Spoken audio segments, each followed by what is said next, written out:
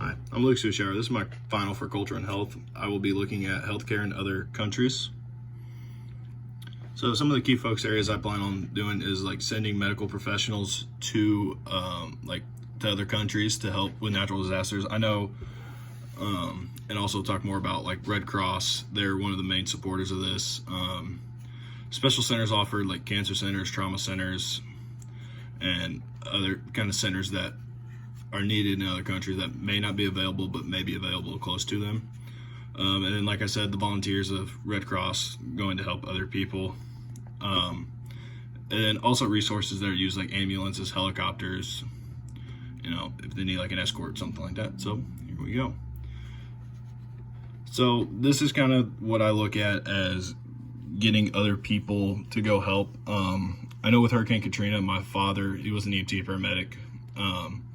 He went down to Katrina to help. They took 4 units with, I think, with 4 personnel in each unit, just to help out, giving vaccines and stuff like that. And I've heard a lot of projects doing the same thing, going like overseas.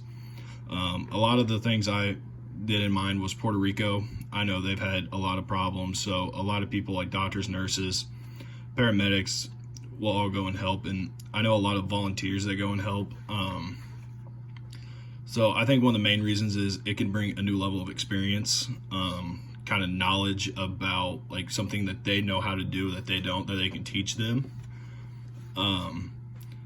You kind of see that a lot. Like there's certain people in this world that know something that other people don't know, or like a new technique or something to make it go a little bit like faster or more safe. And then like I mentioned earlier, the American Red Cross, they will always take, these big vans and do, give out food, charging stations so they can get a hold of loved ones, clothes, stuff to make beds. American Red Cross does a lot to help out. So here are some pictures. Here is some Army medics heading to Puerto Rico to help out. And then this is kind of like a mobile hospital that they do in Puerto Rico. These are really special for like people that really need it, like the elderly, or you're in a really bad accident. This is where you can get stabled and then possibly get medevaced out of there, and I'll explain what that medevac means here in a few minutes. So some of the special facilities that are offered in other countries or in like some around, there is a trauma center in Puerto Rico. I was kind of curious about this, so I looked into it. It's a really big facility. I think what they try to do is put it in a general location to where more people can go and use it versus having to, drive so far or possibly go without the treatment. And kind of that second point, it allows people to, that need the surgeon, that need a trauma surgeon, to be able to have that opportunity to, go and get it. And kind of like I said, a lot of the small cities and towns may not have the money to do it, but they'll have that general hospital to where they can get, helicoptered over or by an ambulance, or possibly, get that surgeon to come there if it's in a close vicinity to that nearest hospital. So next is the volunteers. I know a lot of people like to volunteer. I like to volunteer. I'm a firefighter back home.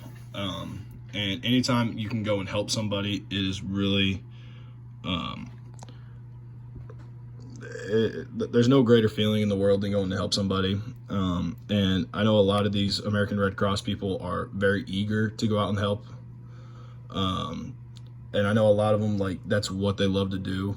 It looks great on a resume, but there's so much more behind it than that. Yeah, kind of like in that third point where I said it looks good on a resume, but on the other hand, there's a lot of people that give back to the community that really can't, I guess, do things a certain way. Like if they want to become, like a firefighter, for me, I don't know if I'll be able to actually be one in real life, but just being able to help my community means so much to me. And I think a lot of people feel the same way. Like just being able to give back to the community makes them feel like they are actually somebody, even though they don't know your name, you're not getting paid for it. It's just something that you love to do and will do no matter what the case is.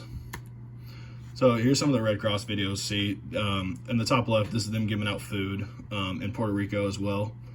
And then in the middle, kind of top right, it's them getting ready to, do some cleanup of debris from either a tsunami, hurricane, or a tornado. And then the bottom picture is of a bunch of the trucks going to help these people. Like, they will take a lot of trucks with a lot of supplies needed. It's always to have more than not need it. So for the transportation, like, a lot of places, mainly use ambulances, but there are probably, I looked around in different countries and small towns. Sometimes they don't have the big ambulance units that a lot of places have now, like Chicago, New York, not as equipped. So I think a lot of the hospitals are trying to treat these patients and get them stable enough to be able to transport, and will give the ambulance the certain supplies needed, and possibly give them a doctor to take along with them. Especially for blood transfusion, if they're losing blood from internal bleeding, they will make sure they're stable enough, or they will try to keep them stable at the hospital and bring a doctor to that hospital to try to fix them up. There are many different forms of ambulances. I know in the Army they use, I guess you want to call them like those off-terrain vehicles that just have, the back down, and then, they're doing everything while getting fired at.